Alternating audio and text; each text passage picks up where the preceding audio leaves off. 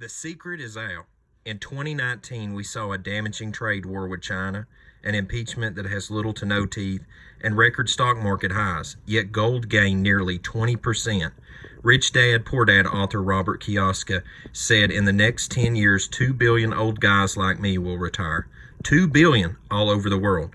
This is a global crisis. I'm buying gold and silver. I love silver because it's cheap and could double when the market's correct. Bank of America, Goldman Sachs, and Citigroup are forecasting $2,000 an ounce for gold. Orion Metal Exchange is Consumer Affairs' top-rated gold IRA dealer. At Orion, you get more precious metals for your money. Call today or request a free investment kit below. Mention 7 Trumpets Prepper Channel and get a free 1-ounce silver coin for qualified retirement account owners.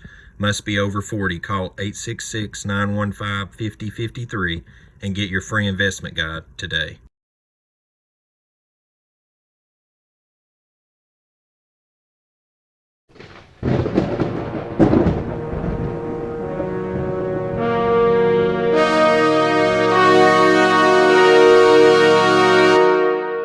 Welcome to 7 Trumpets Prepper. Guys, in this video today, we're going to talk about 10 reasons why that tiny homes are better than RVs. Now, as a person that owns a tiny home and built it with my own bare hands, I will tell you that I do not regret the decision at all to have a tiny house over an RV.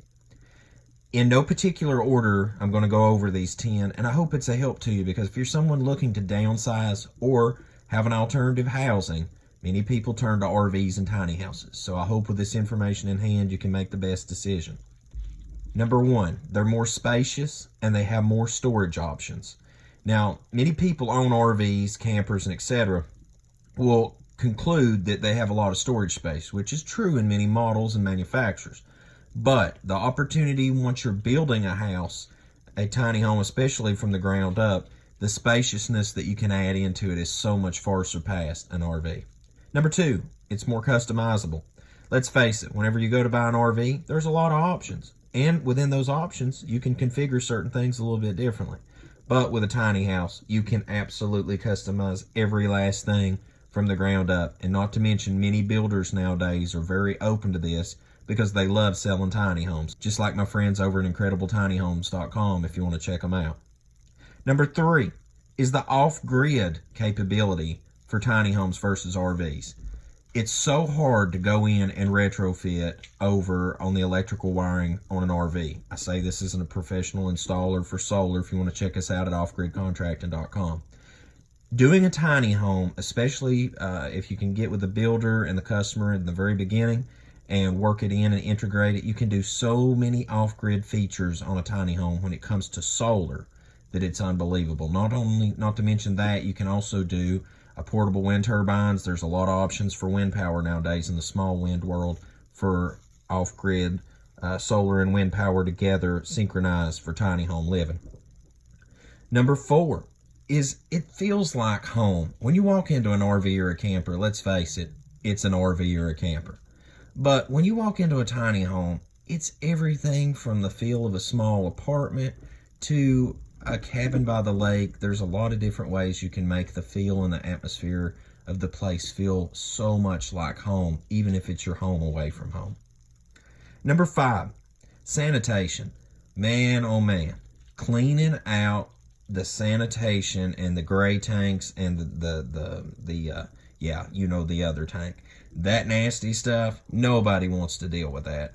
But here's the deal. With a tiny home, the ability to actually integrate that in to a septic tank and etc. is so nice to not only have the luxuries of home, a standard feel of a normal toilet, but not only that, not have to mess with the funk afterwards. And hey, if you are going mobile, you can still park the thing at a normal RV park, which is still on the standard, if not better, than the feel of an RV toilet. And the bathroom facilities can be so much better, showers, sinks, and etc. than an RV also.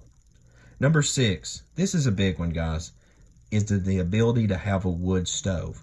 Now, a person could get really creative and retrofit some stuff on an RV, but with building a tiny home, they have so many options in small wood stoves nowadays that you can put in a tiny home, and this is great if you're wanting to get back to homesteading.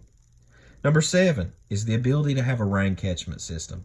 On an RV, you could probably set up a rain catchment, but to retrofit that's going to be interesting. But on a tiny home, from the day one, or after you purchase a home, if you have gutters that don't, with a little bit of effort and work, you can add a rain catchment system for a tiny home that is phenomenal.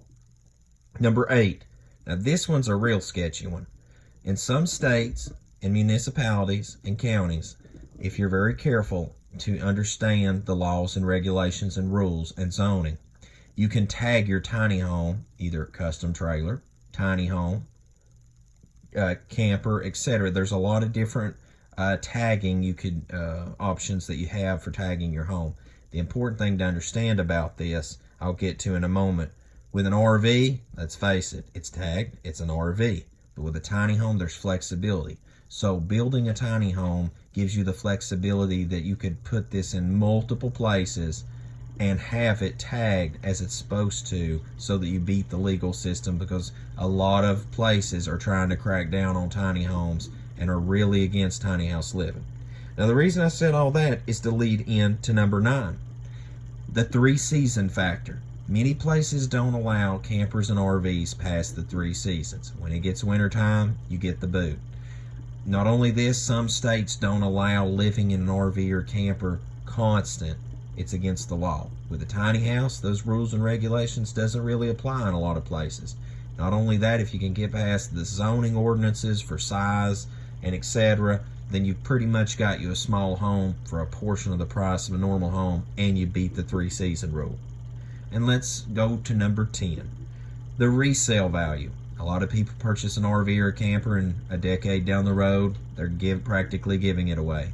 But as one follows the tiny house market, they seem to hold their residual value, and not only that, with upgrades and modifications done by the owners after a purchase of a home, it seems to be that tiny houses tend to hold their value, and you can sell it for even more later down the road on the market if you want to, such as websites like tiny house listings and etc. Guys, I hope that's been a help to you and interesting. If you look to get a tiny home, or you're on the fence whether to get a tiny home or an RV/camper, I hope you take this list and consider it, because some of these may affect you later down the road. And as always, until we see you again here at 7 Trumpets Prepper Channel, I hope the Most High Yah Baruch you, keep you, make His face shine upon you, show you favor, and give you shalom, my friends. In Yeshua name.